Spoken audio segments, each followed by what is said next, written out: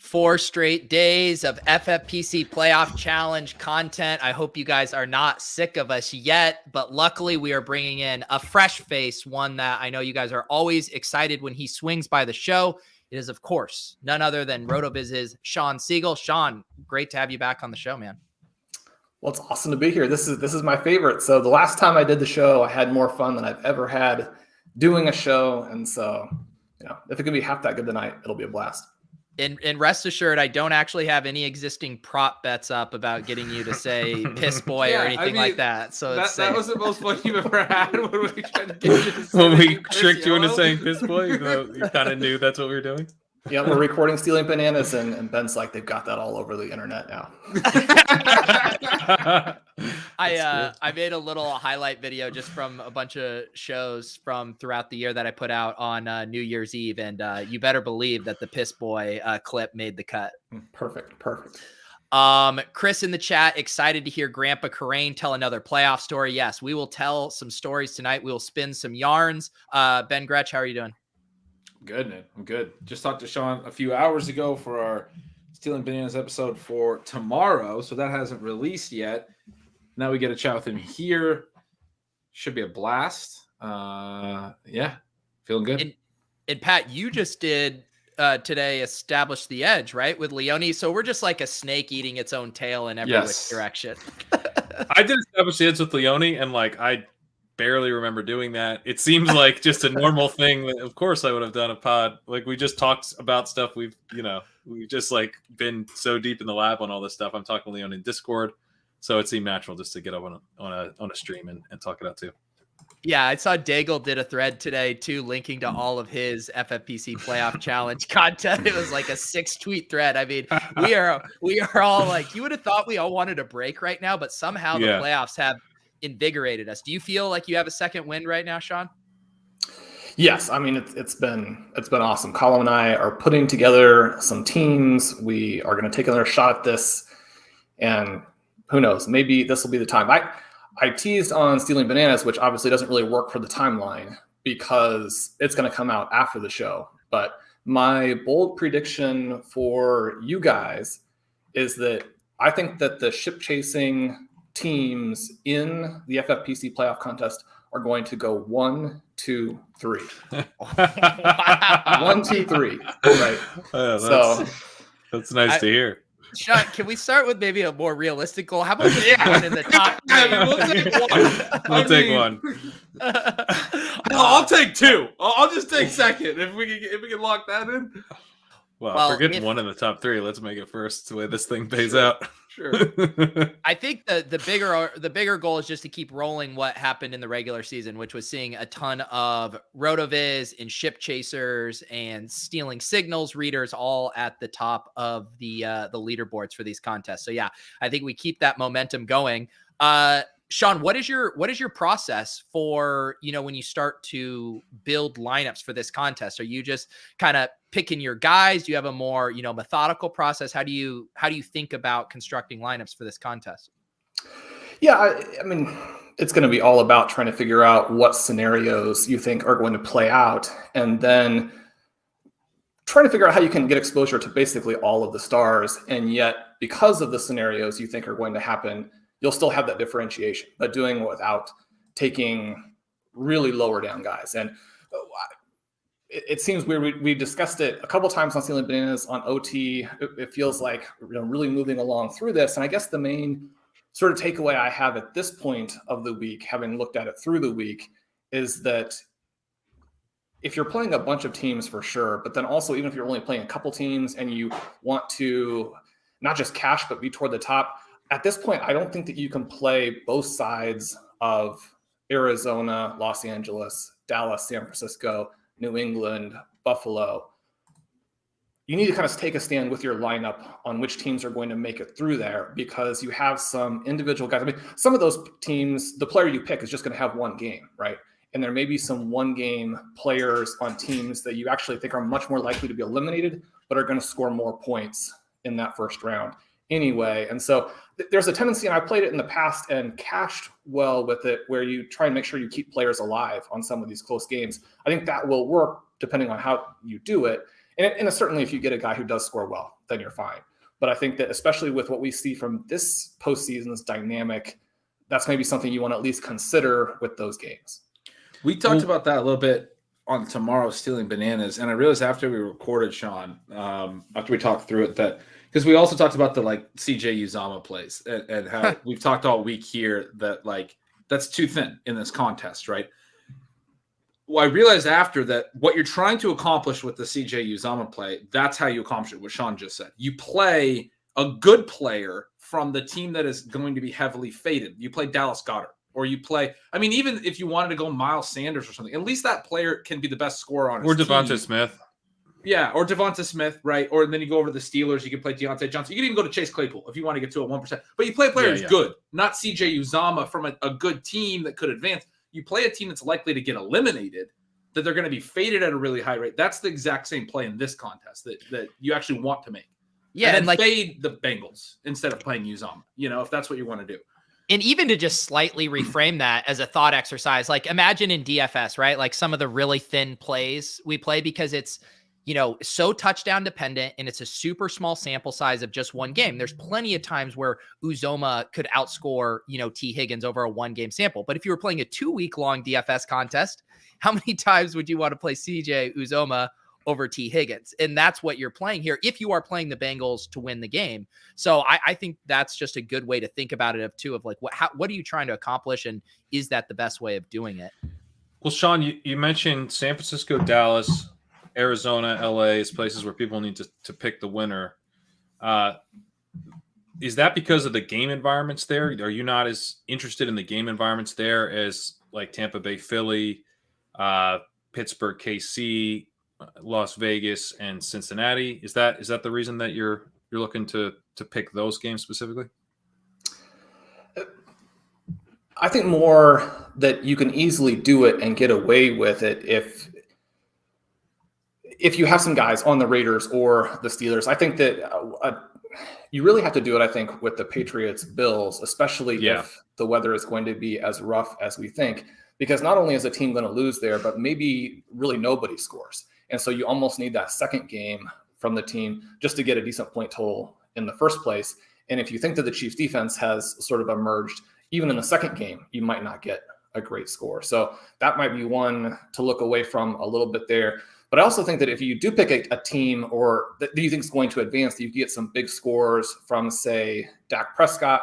And then also, I think on the kicker and defense side, there are some interesting plays that you could go with that maybe if you were wrong, you would if you pick the rest of it right, you could still, make your money back, that kind of thing, because kicker defense scores from those teams would be decent. I feel like the 49ers are a really interesting team in how you envision that game going. And, we revealed our Boomer Opto last night with Hasan and Blair. We had Deebo Samuel in it, partly because Deebo Samuel just feels like the comfortable play, regardless of how that game goes. He could get there in a victory. He could get there in a loss. He's used in a variety of ways. How do you think about, say, the other good alternatives in Eli Mitchell and George Kittle? Are there certain game flows that you would be hoping for if you were utilizing those guys? Yeah, the thing with Kittle that is interesting is that I think that sort of Kittle is the guy if you're going to play Leonard Fournette, right? As I've continued to look at it in the way that it could play out, Gronkowski is somebody that I really like, with the receivers gone, with some potentially decent matchups there. He's actually scored, since week 12, 87% snap percentage, averaging over 16 points per game. He's got 4 games over 20. If they win, obviously we would expect Fournette to be involved, but I think also you have a run from Gronkowski there. That changes who you're going to play at the other running back positions, because if you don't play Fournette, then, and this may just be a little bit of the zero running back-ish feeling that I have on some of these runners. We know when we go into the season that it's going to be tricky to play some of those guys from the first rounds, but now in this playoff contest, we don't really even have stars outside of, say, Fournette and Henry. And on Henry's side, there are some interesting reasons why he's a trickier play. But if you go away from Fournette to Gronkowski, then suddenly you have a really hard time, I think, just filling the running back spots. Well, so are you more interested in like the Tampa Bay guys if San Francisco wins? Is that what you're saying? Because they would play the winner of LA and Cardinals, but then they have to go. They have to play Dallas if Dallas wins. So I think in some ways I'm more interested in Tampa Bay if we get San Francisco getting through in the first round. Yeah, I think so too. Yeah. So,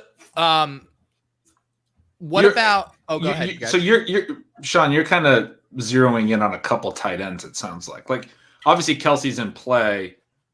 Gronk is the second highest projected tight end, right? I mean, he's the guy that you were just mentioning is a really strong play off of Kittle. If you weren't going to play Kittle or even alongside Kittle, Kelsey. But then Kittle is the third, or in that third discussion, right? There's a couple other guys as well. Ertz is a big one as well.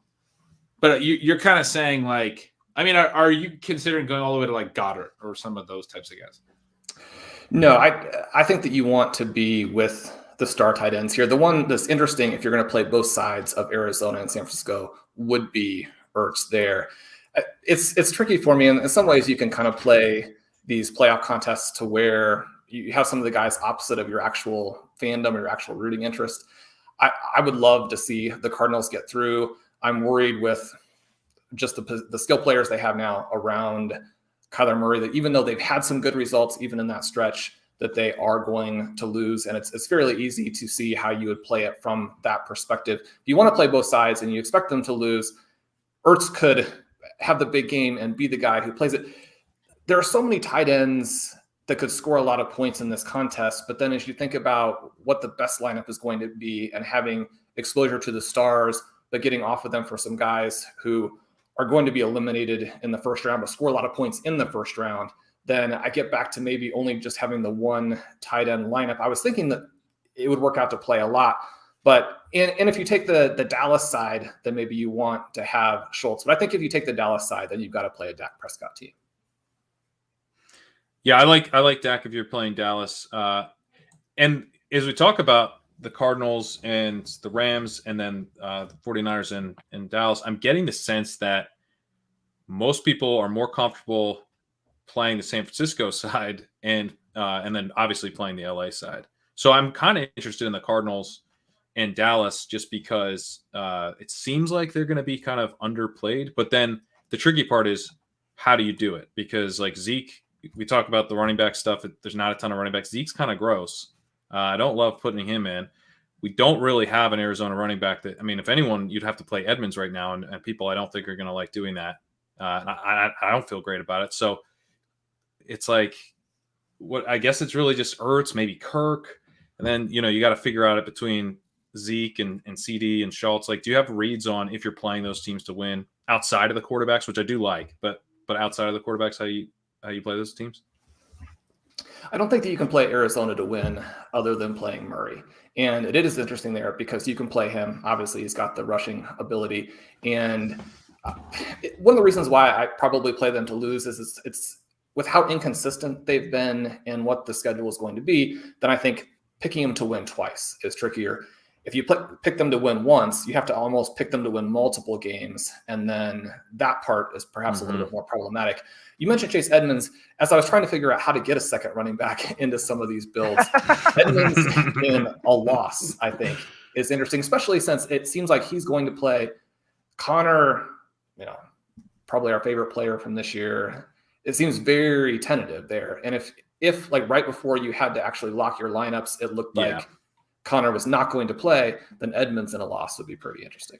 If there was no 2 running back, 2 receivers, 1 tight end, 4 flex, and it was just 9 flexes, how many running backs would you play? 0. This is a terrible postseason for running back scoring. I mean, I'm going to be playing Joe Mixon, and that's a team where you could pick Jamar Chase or T. Higgins. I mean, if you would consider Joe Mixon here, then if you didn't have to play running backs, you wouldn't play anybody. Well, that's why I was going to ask you next about Mixon and that opportunity cost, because not only do you have Jamar Chase opportunity cost, which is, significant, you also have T. Higgins opportunity cost, who I think could get squeezed out, right? Unless people just split it up evenly between Chase and Higgins, which I don't think they'll do, the fact that you kind of need Mixon. Shawn Siegel's talking about playing Joe Mixon. So people are going to play Joe Mixon. You kind of have to. Then I think but by doing so, you're giving up leverage. But I think with T. Higgins, who should come in lower owned than Chase. So how are you thinking through that whole situation with the Bengals? And also Joe Burrow's kind of interesting. Yeah, Burrow is the other QB that you have to look very seriously at playing. And so I was disappointed, with your sort of roster exposure projections there to have him as high as you did have him. Does the news today at all that Higgins may have a tiny little bit of an issue? Are you projecting a bigger split now in terms of how people will roster them?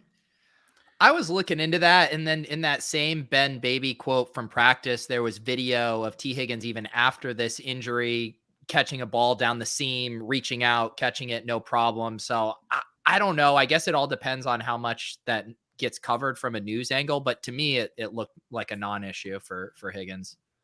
Yeah, and I want to check projections tomorrow morning and see if if people are starting to cool off a little bit on him. But I think I docked him like 1 or 2% when we heard that, just because I think people are looking for reasons to break ties between Chase and Higgins. Yeah, certainly the recency bias goes to Chase, but and also just a follow up on news and notes stuff. I mean, Cliff did say today that James Conner is like a true game time decision for Monday, which is, I mean, talk about how much, we don't get a lot of spots, where it's an extra game and a day out. We're probably not going to have any more clarity than we do now come lock on Saturday. I mean, I feel like Chase Edmonds is going to end up just being like an insanely good play if you're willing to clackety clack and roll the dice on it. I think so. Yeah. And this is one of the reasons I'm going ship chasing 1, 2, 3. There are going to be some Edmonds lineups in there Edmonds in a loss is pretty nice. Like if you have Edmonds Cup, could be good. Yeah. And I mean, the other thing too is like even Edmonds in a win without Connor is pretty good too. Like you can have your cake and eat it. I'm assuming Connor comes back the following week, so it's a bit better in a loss, but yeah, it could work out. What are the other? Oh, go ahead. I just want to ask, as we kind of finish the running back conversation, there's two more groups to really talk through. There's I'm playing this game as kind of a shootout anyway in Josh Jacobs and Najee Harris, but you're giving up some pretty interesting pass catching options to go there. And then you've got the New England Buffalo game that I'm playing as like this cold, miserable game. Why don't I just play one running back, fade the other team? How interested in those two buckets are you in terms of just getting that second running back in there? Well, the Harris thing is interesting because I think that he's only been the leading rusher for them like twice in the last 9 games. Now, obviously he's set up to be that now, it looks like, although he is perhaps a tiny little bit dinged up. And just, I think that in a loss, now the thing with Harris is that he could be the guy in a win. And so if you get 2 games from him, then that's great. I mean, you would need to not play, I think, the Bills guys, which would just be hard because they're so exciting. You look at Harris, you look at Jacobs, those guys could both catch a ton of passes and find the end zone. So if you're looking for a running back in a loss who maybe isn't going to be rostered on that many teams, then I think I would prefer to go that direction. Pat, I wanted to ask you, because Ben and I actually talked about it a little bit after we got done recording today, and how Juju was such a big part of one of my teams, and I think some of the ship chasing teams last year. Is there any chance that Tyler Boyd could be the Juju Smith-Schuster of this season? Yeah, I think he kind of is in terms of the way it lines up, but you're very, very nice to say that we had some Juju. Leone forced us to play Juju. We were kicking and screaming, and we did not have much. So just like that, someone will be talking Shawn, me into Tyler Boyd. I won't be the one. Thing. Yeah. So just like last year, I'll be underweight the smash pivot play in Tyler Boyd. Yeah, I mean, that game does feel like it could have that kind of Cleveland, Pittsburgh shootout potential, where it could just get, pretty wonky, where everyone's getting there in some regard, and then you just hoping that you have the highest scoring pieces from it. But if they win through, I mean, Tyler Boyd's had a very solid stretch here. Solid. It's just hard because it's like if it was T and Chase were both going to be like 30% and you could get Boyd at 5%, then it like starts to get a little interesting. But if Boyd's going to come or T's going to come in sub 10% or down No, I there, don't. I think it'll be around 20. you think? Yeah, I think people will still be. He'll be between 15 and 20. I think. Yeah, I probably would take the under on that. I just really think if people are playing a Bengals wide receiver, they're just going to feel so good about Chase. But we'll see. We'll see. I just haven't. Those district guys love T. Higgins. They're the ones that sniped us on him. Remember? So they've been pumping. But just like you said, the fact that even zero RB enthusiasts are talking themselves into Joe Mixon because it's so gross, and then even a lot of the boomers are in love with Jamar Chase. I could just see those two soaking up the majority of it, and people not necessarily messing with T. I could, yeah. One thing I've been trying this year is like, if I identify like, okay, T. Higgins smash 9% owned, I'm a little bit like, I'll kind of, I want to put him up closer to where I think like, it's not an obvious, like just hammer the shit out of it type of play. Cause, giving the field some respect on that. I think he's sort of an obvious pivot. But man, I would love it. Sub 10%. Let's go.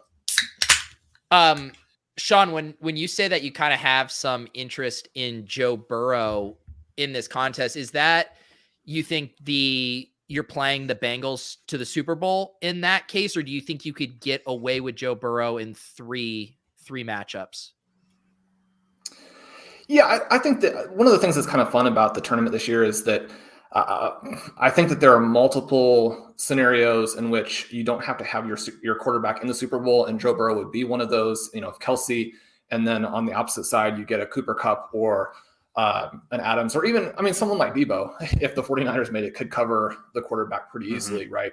And so you have a situation, if he can get through against the Chiefs, but he's also just interesting because the potential there for so many points is obvious in that it's really easy, kind of the opposite thing almost with the Cowboys, where they have a lot of weapons, but individually the weapons don't project that well, where on the Bengals side, they've got a lot of weapons, but the weapons do project well. And yet if they play to that, I don't know. It's tricky because we saw with Joe Burrow all season, the sort of Jekyll and Hyde type of performance. And you see these games come out where they can't protect him. He takes a lot of sacks, and it's just sort of mystifying how they're not throwing the ball effectively when they have those three receivers.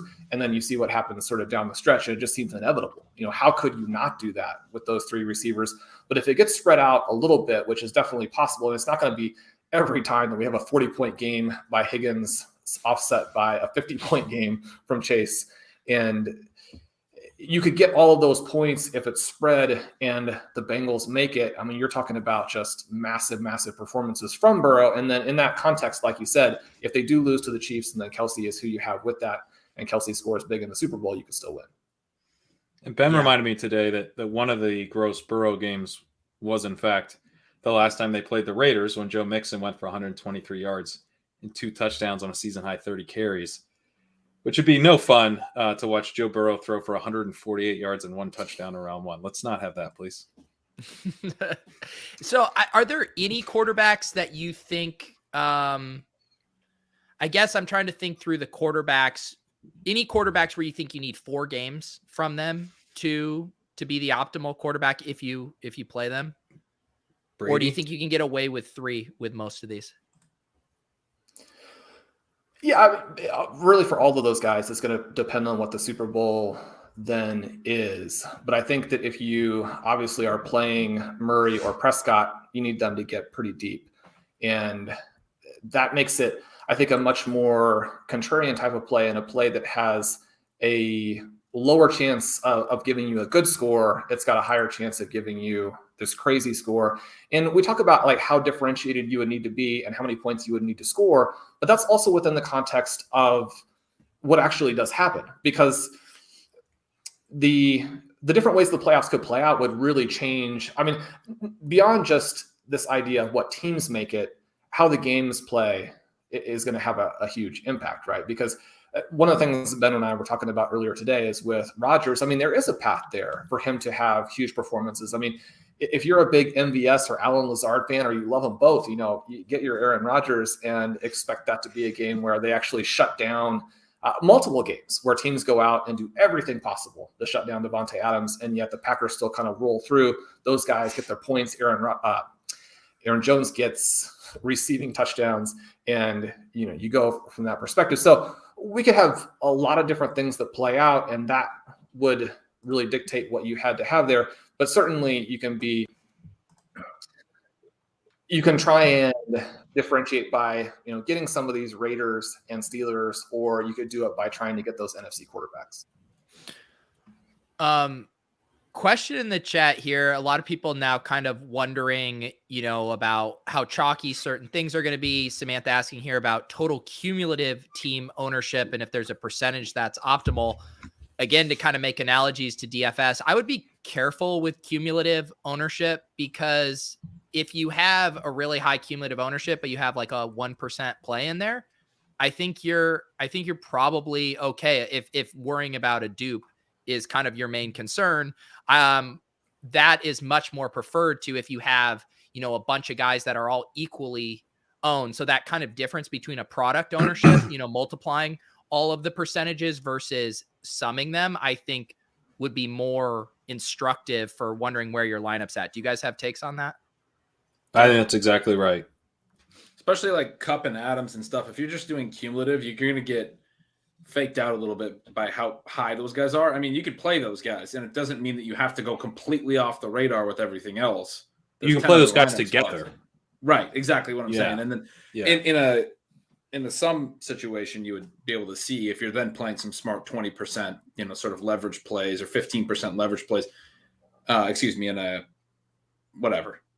The product ownership, you'd be able to see it. In a sum, it wouldn't show up as much because you have the two highest projected guys. They're gonna confuse the sum ownership equation a little bit. And if you are playing Kupp and Adams, it's probably a good idea to have a spot that is differentiating you, whether it's, a lower owned pivot guy like Boyd or something, or if it's just an unexpected upset that, most people, that you're just going out there and kind of putting this lineup on the line and saying, this result is happening in week one. And if not, it's dead. And you could go, we have Pat's ownership projections in the Ship Chasing Discord, but if I was kind of thinking through that, right at the top, I see Philadelphia fade and Pittsburgh fade as two of the most popular plays. I might start to entertain. All right, what about a Dallas Goedert in an upset, or a Deontay Johnson, not even necessarily in an upset for Deontay Johnson, but just racking up, 13 catches or something like that. All of a sudden you have a play that is so differentiated, from most of the field. And the other thing, you don't have to do this on every lineup, obviously, but quarterback's an easy place too. Like if you're playing a Kyler lineup, you're already pretty unique. You're already cutting the field from 7,200 to what's your Kyler projected? That's like 6%. About 10%. No, you're right. It's about 6%. Yeah. So it's like 500 lineups fewer. And so, even if you have Adams and Kupp in there, you still should do some of these other things, but there's a lot of spots to do it. You can combine some of these things. You can be playing a different quarterback. You can be, I think you can play Josh Allen as the shot quarterback with both of those receivers and still do some of like what you can play Deontay and Goddard and make things happen. Yeah. But the quarterback point's a good one because, you've got Kyler, you've got Dak, you've got Hurts, you've got Burrow, you've got Brady, you've got Rodgers. All of those quarterbacks, I think, will be like pivot plays because I think it's basically going to come down to Mahomes. It's like the beat secondary chalk and then Allen true chalk. Yeah, and the other thing too, again, and sorry for all the DFS analogies, but I think there's so many parallels here too, where where is there going to be the most randomness in scoring? It's going to be with defense and kickers. Those are generally fairly hard to project. So if you're looking for a spot to get unique, that's the place I'm going to look at right away. We were joking about Daniel Carlson last night. He's going to be fairly popular. Just don't play the chalk kicker. That's immediately a way that the field is probably overconfident in their ability to project how much defense and kicker scoring is going to happen. Yeah. I wanted to ask you here, where are we on the current number on Hunter Renfrow? And then Pete, what kicker do we need to have? I'm pretty Pat, why don't low you go on Renfrow? Yeah, I should pull up the exact number. It's something like 4%, something in that range. I might have bumped it up to 6 or something as we talk through it. But yeah, I was actually just from a like, do you actually play Hunter Renfrow? I was writing up the walkthrough today and just noticing how much of his production had come in those 2 games when he ran a route on like 95% of dropbacks in both games. And the Raiders were running out of 11 personnel at the highest rate they had all season. And then they just flipped and have been going 2 and 3. Then we're going a bunch of 3 tight end sets against the Chargers. They got Waller back. They have Derek Carrier back, blocking tight end. I'm not feeling Renfrow, to be honest, but I have him. I've heard a lot about him. People seem interested, so I think I have him around 5 or 6%. I'll pull it up. It's fascinating too. Didn't in that overtime game, he had what, like, was it less than 20 yards receiving, but he just found the end zone twice? Yeah, he's 4 touchdowns in the last 5 games. I think it is something like that. Shawn, do you have some Renfrow interests? Was that a leading question? Well, as Pat mentioned, we have from week 9 to week 14 wide receiver 1 finishes, which are hard to do in 5 of 6 games, and then not another one since. But I think Hunter Renfrow in a blowout loss to the Bengals is potentially pretty interesting. Are we back to the beginning of the season here with the Cardinals and the Cardinals kicker? I know that when we did our chasing stolen bananas, that was the way that we wanted to go. We may have. I think we are, aren't we? Ended with him, but by the way, I have Renfrow at 6%. Yeah. Yeah, I mean, the kicker stuff is interesting too, just because I wonder if these weather situations are going to end up even condensing things further, because people aren't going to want to play kickers and, weather concern games. So that's kind of interesting to me. Like, part of me wanted to be like, I think this Bucs team is kind of fraudulent as they're currently constructed. What if you soft fade the Bucs with like a Ryan Suckup type of play? But then it's like, if there's going to be some gross, low scoring weather game, then that's not necessarily the angle you'd want to take there. But so I do think, as far as looking for contrarian kickers, the first place to look is what teams aren't going to be faded, because people want to play. Like we were talking about finding ways to fade like Dallas and San Fran, because people want to play both sides of that.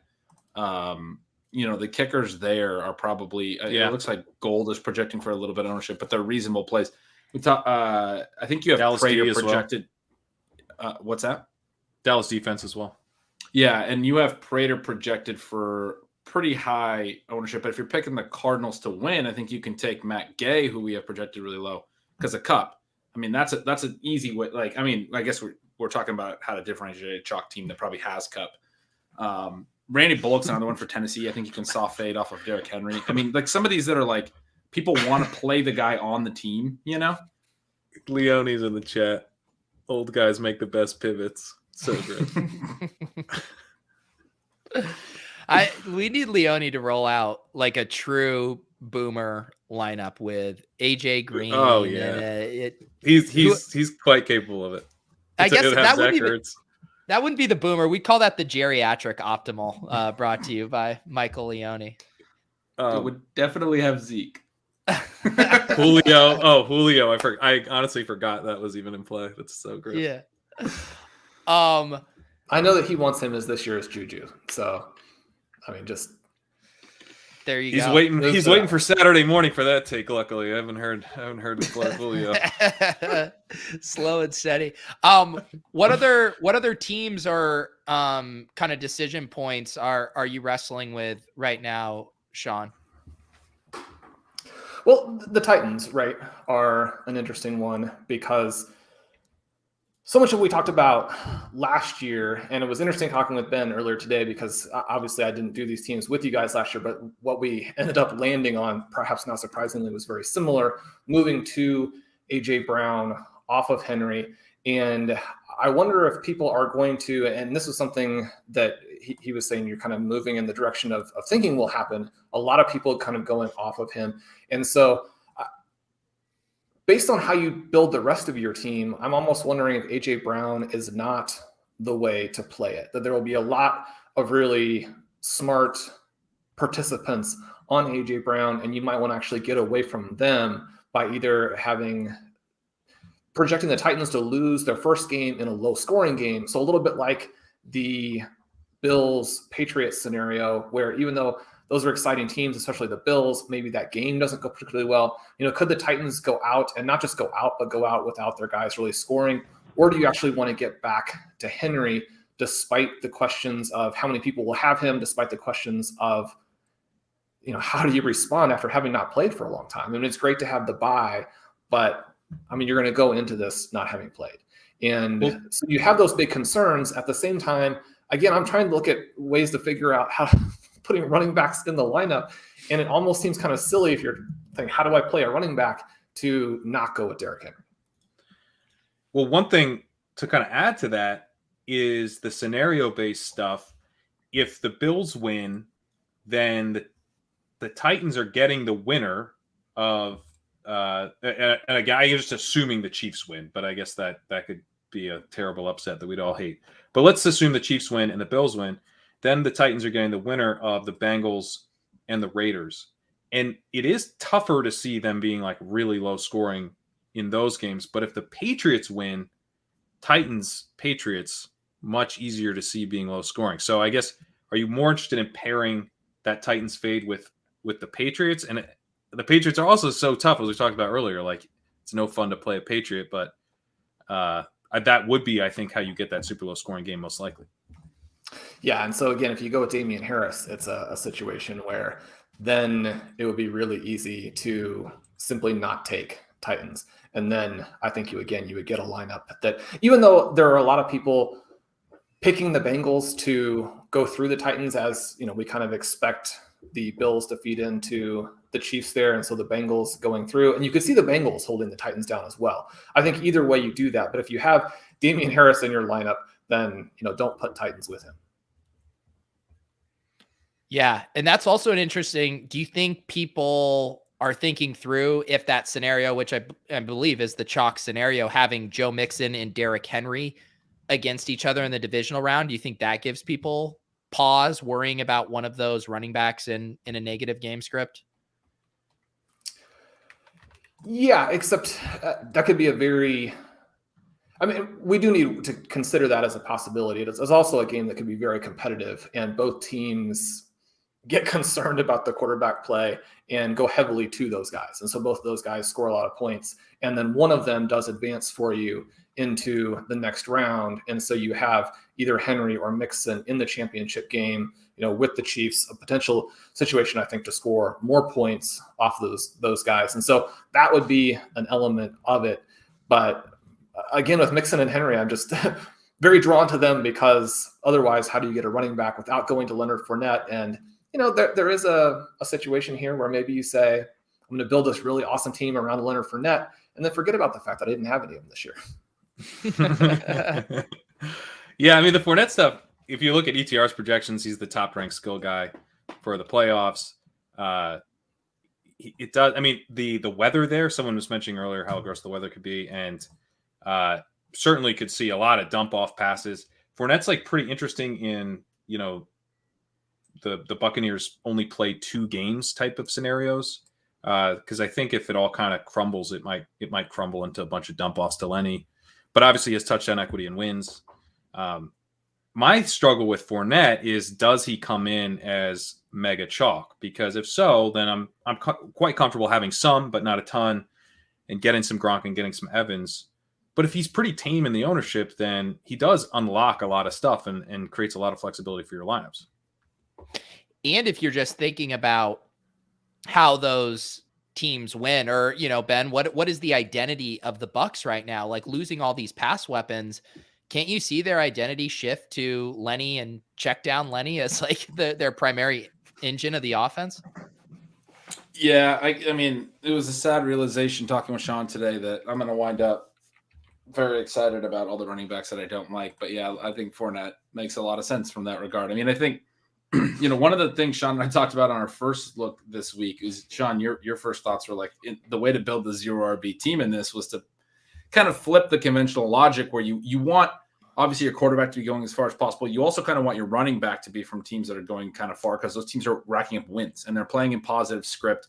And then your sort of pivots to pass catchers can be in the one game situations, or they can go long if it's Cooper Kupp or whoever. But those guys often are going to be in one game and it's a loss specifically. And that can typically push offenses toward more passes, right? So a lot of times the running backs aren't going to get there. But Sean's idea sort of was for the 0 RB build was, and maybe we should be targeting the running backs that we are actually playing to lose in the first round, because this is a playoffs that there aren't a lot of good running backs and it could be a pass heavy. We could see scenarios where the conference championships are 4 pass first teams. And so that's a really interesting build. So our first discussion. So you're saying, but because what Sean's saying is basically he's hoping that everyone else gets their running backs through so that he can play wide receivers directly against them. Yeah, that's exactly a beautiful. It's so a he wanted to thing. play like Jacobs and Najee Harris and have like a Burrow team. So he's playing Burrow to win, and I thought that was really unique, like interesting and unique. The way that I think we got to it this morning was talking a little bit more about the teams that are maybe more likely to play 2 games. So it's like it's a middle. We're not necessarily playing the running backs to the conference championship, but if you play Fournette to lose in the second round, like Pete said, I mean, you can see Fournette having a big first game, probably a decent second game. It's a similar reason for why you might want to play Henry. They're probably being underrated to win their first game. I mean, I like Sean's idea of full fading them as well, but it's not bad to play Tennessee to win a game and lose in the conference title maybe. And Mixon's another one that we've talked about. Mixon's, I think, becoming one of my favorite plays just because I really do like them to beat the Raiders. I like them to go far, but I mean, if they played 2 games, it's a scenario where Mixon could wind up being just one of the only running backs who has a couple of good scores because he is a big part of their offense, just sort of by nature of being there, because it's not really him who's driving it. But anyway, I like this idea of like playing a 2-game running back and then playing a 3-game receiver, because it's a pass first playoff. What about Zeke in that? Because I'm struggling with Dallas. Zeke is a pretty good candidate for a 2-game running back. Fournette is as well. There's a couple guys, Eli Mitchell, but with Zeke, Cooper, I think, is going to be very low owned. Schultz is going to be a pivot play. I still think CD will be fairly chalky. Where are you at on Zeke versus those skill players, Sean? Well, the problem that I run into with him, I mean, obviously you've got the Pollard issue, but then you say that they do well in the first game and they get through, and then, I mean, that's going to just be all Lamb, Cooper, Schultz. I mean, it's going to be, and probably Pollard, and that's going to be this massive shootout where both teams are just scorching each other through the air. And when they do hand off and Elliott gets tackled for a 2-yard loss, then they quickly remember that, oh yeah, we want to pass on these guys. So the fact that, I mean, he's maybe more interesting if you want to really go out there, and I don't even think it's necessarily that far out there for the reasons that Pete mentioned, where, I mean, the reason to not be picking an Eagles upset is just even in an upset, and even if they play 2 games, you're like, I mean, how do you play that, right? I mean, Jalen Hurts with the quarterback, unless you think he's going to go to the championship game, it's a little bit trickier. And the rest of those guys, just seeing the upside with it is just so difficult. I mean, Dallas Goedert's awesome. And Ben and I played him on a team that didn't even have the tight end premium, and it went okay. But there just isn't the passing volume there to make that work. So that's the reason why you're heavily on Tampa Bay. And so if you're on Tampa Bay and then you see Dallas going into them in the second round, it's just hard to see how Elliott really scores the points that you need. If you did want to go out and say, though, we think the Eagles are going to get an upset, then maybe Elliott becomes more interesting. Also, it's tough to be the highest score on your team when you're not going to be the highest scoring running back. You kind of blew through that, but that's true. You do want to be the highest positional player. It's going to outscore you. It makes it difficult to be the highest scoring player on the team. Well, that's what I was looking at. Handicap. So we've been talking about these 4 running backs that Pat has projected over 30% in the contest: Henry, Fournette, Mixon, Elliott. Like, just looking at these 1v1s, like, tell me, what is the biggest opportunity cost here? Derrick Henry over AJ Brown, Leonard Fournette over Rob Gronkowski, Joe Mixon over Jamar Chase, Zeke Elliott over CD Lamb. Joe Mixon. Lamb feels also like Higgins. Zeke and Lamb feels like one of the lower opportunity costs. I mean, all those other options are, I mean, the love CD Lamb, obviously, but the reality is like the target share is not, I mean, that offense has been spread out. The Dallas pass game has been spread out. The target share has not been there. He's not been as explosive as Chase. I mean, you don't have the tight end premium like with Gronk, and Gronk's going to get condensed targets as well. So, but like, that's not the only part of the equation. Like, then you're still playing Zeke. You have to play Zeke. Yeah. I was Right, just trying that's to true almost because Mixon's just better than Zeke. Mixon, like, can I'm run. interested in Lamb a little bit from the perspective of the Cowboys have seemed to spend a lot of this season trying to make. We had the Amari Cooper game where they're like, he said something in the media, we're going to target him 20 times, and hopefully that does it for the rest of the way. They've been trying to make it seem like Elliott is a viable running back, but now you're into this part of the season that matters. And so, we had this long stretch of down games from Chase, and then we saw him blow out of it in such spectacular fashion that now we're projecting this big ownership. But then when I look at your numbers, Pat, it doesn't feel to me like you're actually getting that kind of discount on Lamb in terms of how you think the other rosters are going to be constructed, which then makes it less interesting again. Yeah, I guess because Zeke is just so gross. No one wants to play him. So I have Zeke at 30%, Lamb at 25%, Schultz at 13%, and Cooper 8%. And the spot where I think I could be pretty off is Schultz, where like maybe people bump him up and Lamb comes down just for the tight end premium play. But you have so many tight ends that are viable. And we built a lineup on here where Schultz was the only tight end and kind of felt silly after, it's like, well, man, we gave up a lot of opportunity at tight end to play Schultz. So I don't know. I mean, maybe it's closer than I have it. Maybe it's more like 23-15 or something. But I don't know. It's just like Cooper is not giving anyone the warm and fuzzy. So what are you supposed to do? Yeah. Even if you say it was maybe not perfect, I do like that Schultz lineup. But also after listening to Ben there a second ago, I'm back on Josh Jacobs and Najee Harris and get rid of those running backs after round one and have zero RB here. Well, I did want to ask you, because one of the things that's going to happen naturally is because running back is so gross here, we're going to talk ourselves into the various running backs. Josh Jacobs, it's actually pretty easy to see, a couple touchdowns in the loss. He's the highest scoring rater. That's not even that hard. Najee, they threw to him 17 times one time this season. They could easily do that again, right? So you talk yourselves in, but then as you're going through and making lineups, what if you have 3 or 4 running backs in that lineup? You're just preventing, you probably have no trouble doing this, but how many running backs would you play max in your lineup? 2. It's just you're never playing 3. Whatever the legally required amount is. So obvious. I just wanted the 2. If the Titans were awesome, right? If the Titans were actually the team that was going to roll through and beat everybody, maybe you could get to 3 because you'd be Derrick Henry plus a couple guys for sure. But yeah, just get those guys out of there as fast as possible. It kind of comes down to like how comfortable are you playing Joe Mixon and Leonard Fournette, people who are like only starting running backs in the NFL because of all the amazing players around them. Well, so what about? I love this. So I was just going to say that running back is so thin. We know that. And we already know just broadly that, any given week in the NFL, whatever, there's so many more receivers that can produce. And so if you are really trying to thread the needle and optimize for the highest scoring and all those things, not every team, but most teams have 3 receivers that can play. We're not even talking about the second or third receivers in some cases. And I know we've spent part of this week saying don't play Cedric Wilson, don't play, some of these really long shot guys. But if you want to play a long shot guy, make sure you check out Stealing Bananas, where Ben makes the case for Samaje Perine. What was that? I think that was for the was for the draft tournaments. Yeah, that was for the draft playoff tournaments. I don't want to play him in the FFPC, but it could happen.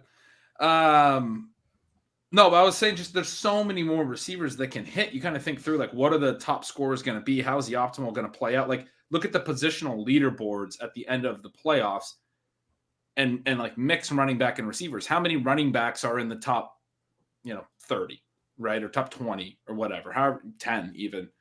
There's probably going to be a lot more receivers in those areas because there's just more receivers generally. And we're going to see these particular offenses in general throw a good amount, right? Yeah.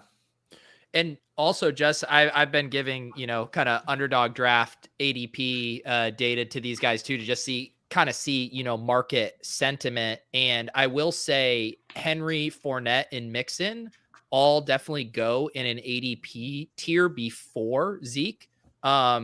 Those guys are all kind of from, beginning of round 2 to like into round 3. And then Zeke will sometimes go like round 4, round 5. So there is like a little gap there. And one thing I've noticed is people really like drafting Joe Mixon. Like people will be really aggressive with their Joe Mixon drafting on there. And just the entire Bengals themselves have just gotten so much steam lately. Like people are really in on the Bengals right now.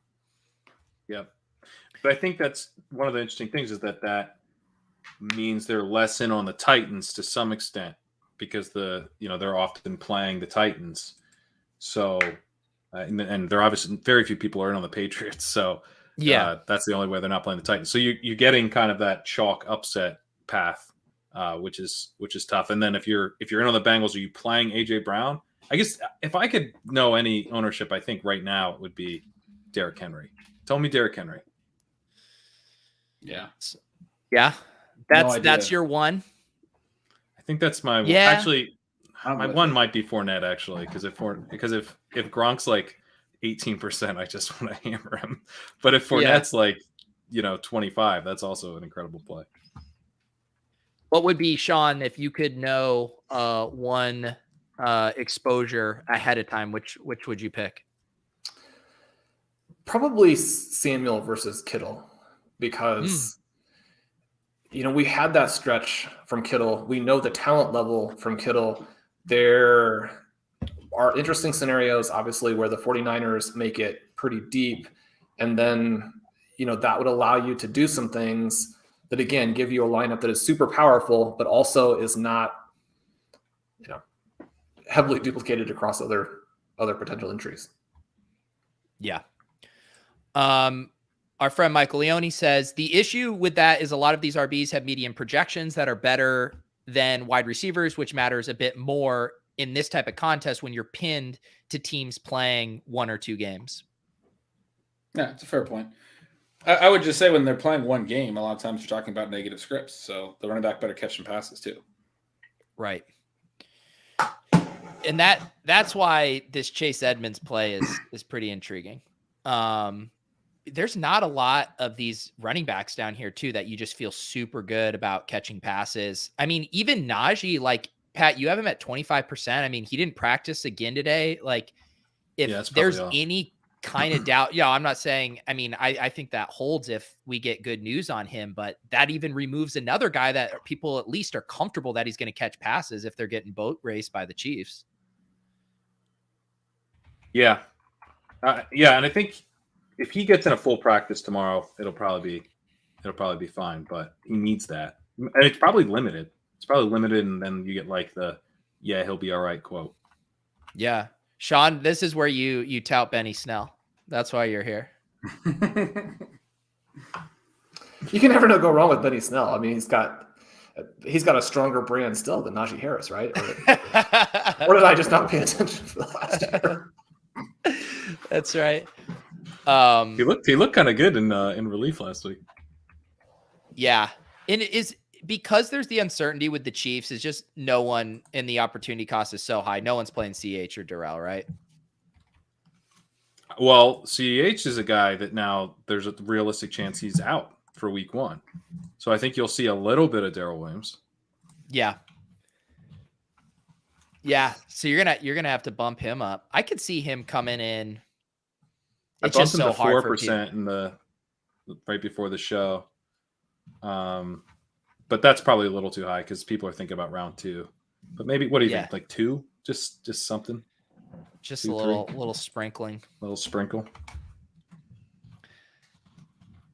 Shawn, what's the most amount of tight ends you could see in your playoff lineup?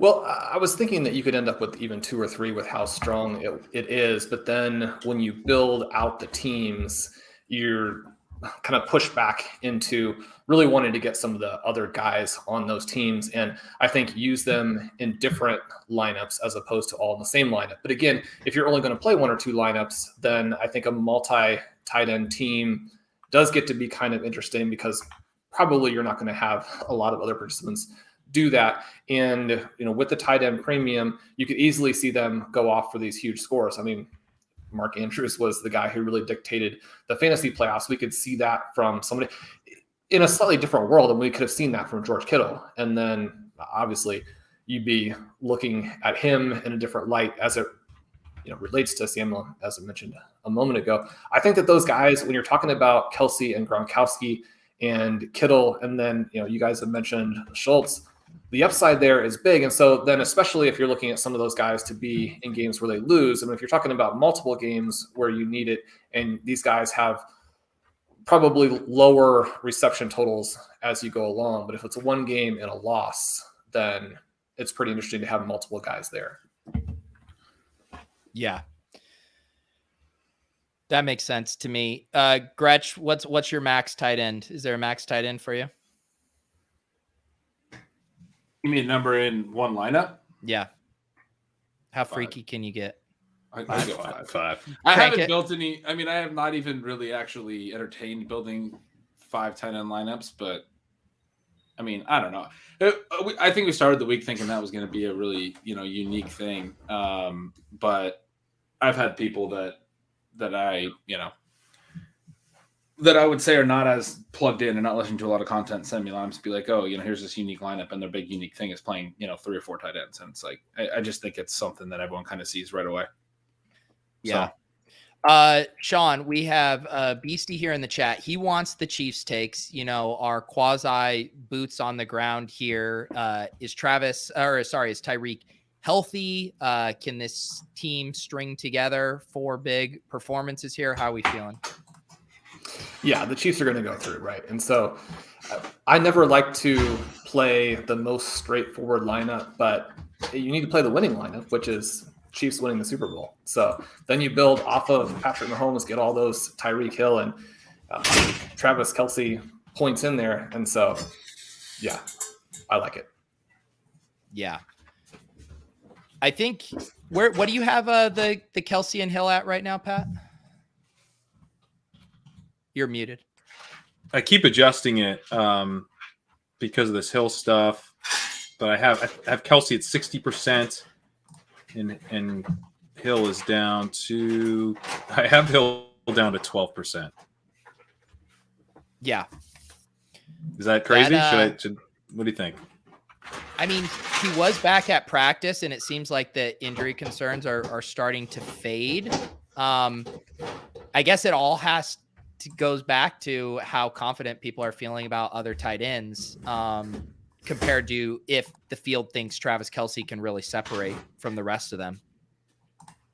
And one of the things we've finally seen a little bit recently is that the peripheral pieces, as they've needed to, as we've had these guys on the COVID list, as we've had them deal with some nagging injuries, as Travis Kelce has actually committed some big third down drops, all of those kinds of things. Now, it hasn't been Josh Gordon, who continues to look absolutely terrible, but some of these other guys are making some plays. Some of the other receivers are making some plays in the passing game. And overall now, the offense looks more stable and more ready to beat teams in a variety of ways than they looked at midseason, where if you were to say Tyreek Hill is iffy or is not going to be 100%, then you might back way off of the Chiefs. Yeah, that makes sense. I bumped him to 15 and took Kelce down to 57. It just felt a little too low. These are the kind of things that make Pat feel alive. Bumping Kelce down to 57%. Yeah, feels great. Have you been waking up in cold sweat saying like, "Oh my God, I should have Cam Akers projected for 2% instead of 1%"? No. I think I have him for 0. I feel great about it. Matt Stone had a comment here about Freiermuth. I kind of think Freiermuth's like slightly above the Mendoza line of who you can play in this contest. Like Claypool's, already going to be 1%, so you don't really need to go there, but it is tight end premium. So I think he's like above the Uzama line. The problem is Freiermuth is going to get there with a 2 touchdown game, not the death by 1,000, 1.5 cuts. And I am 100% sold on the 1,000 Ben Roethlisberger pass attempts. You cannot convince me of any other outcome in this game. First thing I thought of too, Pete, was like, yeah, Freiermuth can do it, but he's not probably going to have a 12 target game. And That's how this is playing out. There's no other way this is playing out. Roethlisberger's throwing 57 times. Yeah. And then, so that's why, it seems a lot of roads point back to Deontay because Ben already loves him. If Najee's a little banged up, I mean, Freiermuth and Claypool could definitely get there. Freiermuth on touchdowns, Claypool on big plays, but I guess it's a little tougher. And because I guess that's why Deontay is going to be more popular, because there is that certainty where it's like you need a more like back and forth good game for probably Claypool and Freiermuth. Whereas you could have the Chiefs win 40-10 and Deontay Johnson or Najee Harris get, 10 plus targets easily. Do you think that Deontay Johnson will ultimately be more popular than Harris? I guess a lot's going to come down to the injury stuff, but I think everyone's telling themselves the story of this game shooting out if you're going to play the Steeler, but at the same time, Najee Harris is probably going to be like the 105, and Deontay Johnson is not going to be anywhere near the 105 in FFPC leagues. So it is like and we were talking about opportunity cost on a team. I mean, now you start to talk about opportunity costs at a position. Once you're doing that, you're having to leave out a Debo or a CeeDee Lamb or a Mike Evans. So exactly.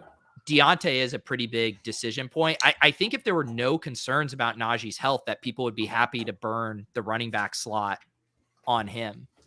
Yeah, I think I've said this a couple times, maybe on the show already this week, but I think there's certainly a subset of the fantasy community that's kind of seeing Najee similar to Jonathan Taylor at this time last year, which to all of us doesn't seem really logical, but he was efficient running the ball late this year. He was a high draft pick coming in this year in redraft and produced, and especially recently has had some big rushing games that he hadn't had. And so people are talking about him as, a first round dynasty pick, a first round pick in redraft for next year. I think people want to play him on that level. Yeah. Yeah, the other thing too, Pat, you still have Pittsburgh fade as one of the biggest fades in the contest too. Yeah, there just has to be I don't know, unless people just go really all out against New England, which I already kind of have them doing. I have 69% of the field fading New England, whether it's just all out or through the soft fades, which is well above their chances of playing 2 games. Some of that makes sense because it's hard to pick the right guy, even if they do play 2 games. But there's everyone wants to play San Francisco, right? People going to play Pittsburgh at a higher rate than Cardinals guys? I have them as pretty dead even, but I guess I could see that. But that seems kind of bad to some degree. You could potentially get 2 games out of your Cardinals guy. You're already eating the chalk with Kupp.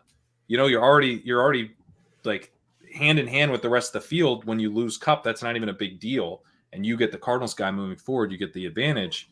So there, I think there's some merit to playing the Cardinals guy. Anyway, I'm struggling to see Pittsburgh not being played to have the fade go any lower, because I feel like I already have it pretty low relative to their odds of playing 2 games. Shawn, if you had to play a New England player and say you wanted to fade Damian Harris as well, what New England pass catcher might you be interested in? Well, are we allowed to play Kendrick Bourne? He's the he's the star from there. You're allowed to play whoever you want. Harbs wanted 3% moves. Can I introduce you in a 0.05% move? I round down. And Freiermuth, right, not the play for this, but is going to be a 20% win rate player next year. So it's easy to see why Freiermuth would be mentioned. The thing that you were saying there, Pat, that is interesting, and then it comes back, I think, to, are you going to play, 1 or 2 teams, or are you going to play 10 teams? How does that change it? It's just that I think you have to be in on the Cardinals on some, out on some, but then kind of weirdly in on different members of the Steelers for kind of either way, right? Where you have some Harris and you have some Johnson, because even though you're just going to play 1 game, I think you want to have some exposure to the 1 game and out guys who are going to score a ton of points. Oh, we lost Shawn. Nailed it. We got Murphy. But that is, I mean, that's what happened last year with the exact same team. What Sean's saying, you want the one game and out guys to score a ton of points. That was literally Pittsburgh, and no one thought the game would shoot out. So, right. Sean, are you back?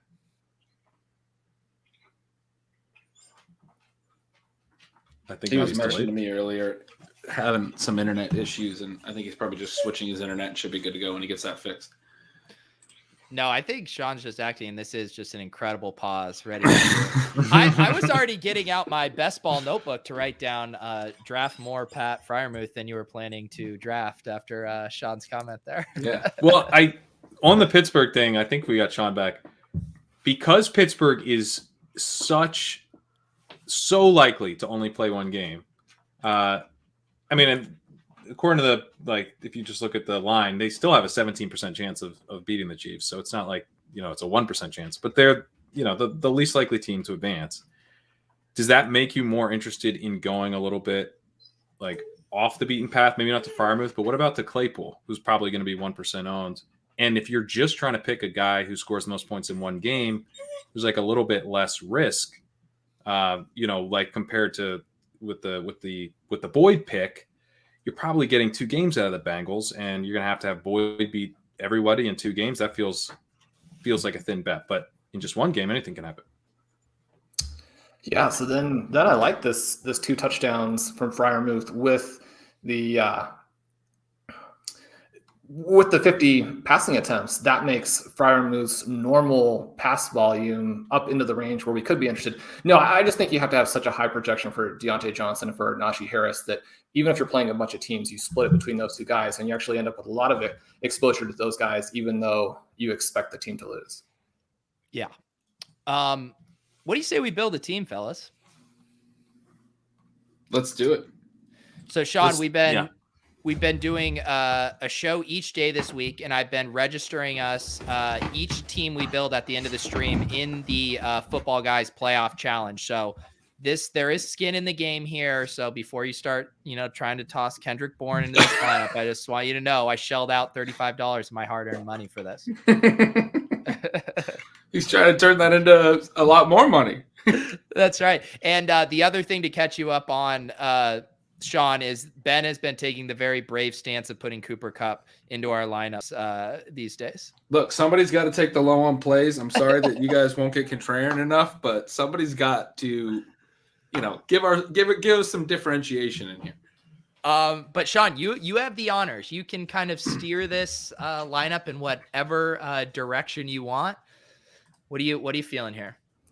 Well, I made the case for the Chiefs avenging their Super Bowl loss. And so if we believe that is going to be the path, I've got my Chiefs going here. Let's go with Patrick Mahomes. This is fun. Boom. Yeah, this already became fun. All right, let's go. We'll go down we'll head south here to Pat. What do you think? Deontay Johnson, we just talked about. Ben's going to throw a million times. Let's do it. All right. There it is. Now we have our little mini stack for that game. Ben, you want me to go Cup, or you got somebody else in mind? I will go highest whopper in the league. Led the NFL in yards per out run. I'll go Mixon. I like Mixon a lot. All right, Mixon. I'm gonna add the first running back. We know Sean's not going to be taking any. We'll get us going with Mixon. Sean, how many more running backs would you normally add to this lineup? Well, 2.5. More? Wow. Well, that's because well, Sean's setting up where we are. Yeah. He's setting up Debo, who is a 1 wide receiver and half a running back. So I'm gonna chew up. I'm gonna chew up through our last running back slot. I'm gonna do it for the team. We talked about it. I'm ready to go full cojones here. Chase Edmonds. Ooh. Oh, I like it. We have a Connor on one of these. Can you flip yesterday's to Chase Edmonds? I will probably review these. Yeah, please do. Probably. I'm not making promises, but I probably will review them. That's in the spirit of that lineup. Well, it's kind of like our Swolecast lineups too, where except those I toss in free rolls and then I do not change them. I will just take a 0 at it. All right, Shawn, you're back around here. Well, let's make sure that we can't get Leonard Fournette and take Rob Gronkowski. I don't think there's anyone, Shawn, that you write about with more disdain than Leonard Fournette. I felt bad putting Mixon and Fournette in the same category earlier because I'm like, Mixon is fine. He's a decent player. I shouldn't have mentioned those guys together. That's a great Shawn backhanded comment. That was beautiful. Oh my! I'll just be like reading along the like 0 RB report, just humming along, and then just some complete blindsided attack on Leonard Fournette. All right, Pat. So good. All right, so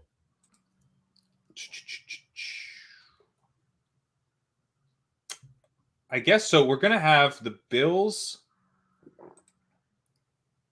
and the Chiefs play if they win, or we're gonna have the Patriots go to the Titans if they win. I'm gonna let someone else make the decision. Let's go Darren Waller. Okay. All right, this is getting fun. Gretsch.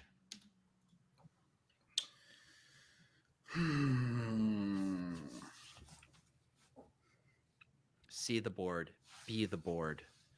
Playoff scenarios flying across. A beautiful mind makes his selection. Are you playing Edmonds in a loss here or in a win? Either. That's the beauty of the Just play. pick him, man. You don't realize what I'm thinking. I'm thinking Matt Gay right now. This is where Ben says Matt Gay. He goes, no, I won't do it. Just do Cup. I think we do want Edmonds in a loss because we don't want Connor coming back around too. Okay, that's not even a bit. I yeah, think that's why I asked. That's why I asked. I was kind of thinking. So we don't want a Rams kicker here. Yeah, we probably want the Rams to win. All right, I'll take. I'll go CD. I'll go CD Lamb. Wow. CD Lamb. Wow. Okay. Someone needs to put Cup in this lineup because we're running out of spots and we kind of have to play now. See, you start to get freaked out a little bit, don't you? Well, I'm putting Devontae Adams in this lineup, and now it's Deshaun. Well, I was going to go with the Dallas defense, but we can no longer make that move. So because you want a Debo, and you don't want to play both sides of that game, I know, but I think we can play both sides of that. We're running out of. We literally. Can we? No, we can't. We literally can't play both sides of that unless we don't play Cup. Why? You're saying that because we couldn't. You don't have a Patriot or a Bill. Yeah. Mm. But you can take Lamb out. You can make Lamb Debo if Sean wants to do. Let's do. I was between Lamb and Debo. Let's do Debo instead of Lamb, and Sean can do the Dallas D idea. Is that your pick, Sean? Sure. Yeah. Okay. Pat. Cooper Kupp. And then are we just feels good, doesn't it? I mean, I wish you had done it. That would have been more fun. Diggs or AJ Brown, really tough call for you here. I just like fading the Titans more. Yeah. Well, we can't take AJ Brown because then we wouldn't have a Patriot or a Bill. Yeah, you need to take. I mean, you could take. I could take Kendrick Bourne. Shout out Sean. I'll take Diggs. Okay, and then that leaves us place kicker. I kind of like Bullock. I would go Bullock because you're getting the Bengals. The Bengals are going into Tennessee. All right, the final lineup for those listening at home is Patrick Mahomes at quarterback, Joe Mixon, Chase Edmonds at running back, Deebo Samuel, Deontay Johnson, Cooper Kupp, Devontae Adams, Stephon Diggs at our wide receivers, Darren Waller and Rob Gronkowski as our tight ends, Randy Bullock on the bye at place kicker, Dallas defense. I think this is a pretty fun lineup. It really is. What are our full fades here? The Eagles and New England. popular, but I think the lineup is. Well, is this too chalky? Well, Edmonds is pretty differentiated. Edmonds, Bullock. I think Waller's not Dallas gonna get a D. ton. Dallas D won't Dallas be D super won't- popular. this is I think probably we're a fine. good example of the cumulative versus product ownership. This would have a very high cumulative, but I think the product would be held in check by a few of these. Yeah, I think this is good. Alan says Yeah. it's unique. We're good. All right, Shawn, we did it. We just built the winning lineup. Let's check the prizes here. See how much we're splitting when this hits. I believe it's 100,000. 100K. Yeah, 100K up top. 25K, Shawn. I mean, I know you don't get out of bed for anything more than 50K, but would you be happy with 25K here? You have to, right? I mean, you've got to get comfortable with second place. So. Oh man. Well, Shawn, you did make the prediction that we're gonna go, 1, 2, 3 in these contests. So I mean, hopefully it's one of these lineups. Tell us, I know you guys have been teasing a Stealing Bananas episode that's dropping tomorrow, correct? It is. Awesome. Anything else coming up this week at RotoViz that people should keep an eye out for? Just have lots of fun content on this particular contest. We've got our rookie guide that we're selling. We've got new episodes, as you mentioned, of Stealing Bananas. We got some more OT coming out, looking at some of the best ball listener leagues that we did, which is kind of fun. The listeners really hammered us, which obviously they enjoyed. And so some fun content on a variety of different topics there. Awesome. Gretch, anything else for you between now and 23 hours from now when we fire this up again? I'm ready for 23 hours from now, getting hammered and arguing with Leone about Zeke ownership percentages. That's what I'm looking forward to. That's right. This is actually a good plug from Historical Anomalies to subscribe to the RotoViz YouTube channel. We know Hasan and Blair are over there doing their show on there, and I know you guys actually need to respond to a message from Calm, but I know you guys are beefing up your YouTube presence. So I'll post that link in the show notes when we get done, but be sure to check out RotoViz, all the great work over there, and the new YouTube channel here. Not new, but relatively new. Pat, anything else on your radar? You said you need to go work on the walkthrough. I'm working on the walkthrough. Yep. That'll be out probably tomorrow late afternoon. Maybe Okay. evening. We'll see. Awesome. And then, yeah, like I said, we're capping off our FFPC playoff challenge week tomorrow night. We're going to have Leone. We're going to have Dink. There are going to be drinks and beverages flowing. There's going to be, very semantic arguments, nitpicking, percentages, bickering, everything you guys could hope for. We'll be doing that tomorrow at 9:15 p.m. I'm excited for Dink to be the peacemaker in all this. Yeah. I know. I'll also say the ownership projections are they're pinned to the Discord channel. So join the become a YouTube premium member and you can get in the Ship Chasing Discord, see them there. And I'm continuing to update them. I'll probably update them tonight. And then again, tomorrow morning, we'll see. I'll probably do one in the afternoon just to flip guys around by a couple points. Yeah. And just to confirm that process, so you become a YouTube member, you hop in the Deposit Kingdom Discord, that link is down there. And then in the general channel, I have directions on how to sync your YouTube membership with the Discord. Then that channel will pop up. But if you have any questions, you can tag me in Discord, on Twitter. We'll get you guys squared away. We appreciate you. Make sure you have your drinks ready for tomorrow night. We will see you then.